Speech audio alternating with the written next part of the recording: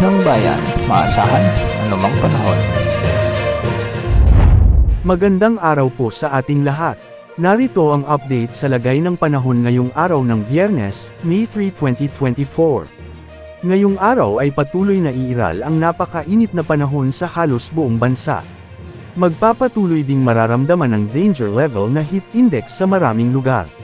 Ngunit sa kabila ng mainit na panahon, itong easterlies din ang magdadala ng minsay maulap na kalangitan sa ilang lugar sa ating kapuluan na sinasabayan ng mga localized thunderstorms. Ngayong araw posibleng pumalo sa 47 degrees Celsius ang pinakamataas na heat index sa may Dagupan City, Pangasinan at Apari, Cagayan. 45 degrees Celsius sa Rojas City, Capiz at 44 degrees Celsius sa Cuyo, Palawan, Iba, Zambales, Lawag City, Ilocos Norte, Pili, Camarines Sur, at Dumangas, Iloilo. Ngayong araw sa Luzon ay posible ang mga localized thunderstorms na magdadala ng mga pag-ulan sa ilang lugar sa Luzon, partikular sa Benguet, Nueva Vizcaya, Mountain Province, Ifugao, Kalinga, Abra, Pangasinan, Quezon at ilang bahagi ng Bicol Region. Posible ring makaranas ng mga thunderstorms ang ilang bahagi ng Metro Manila pagsapit ng hapon at gabi.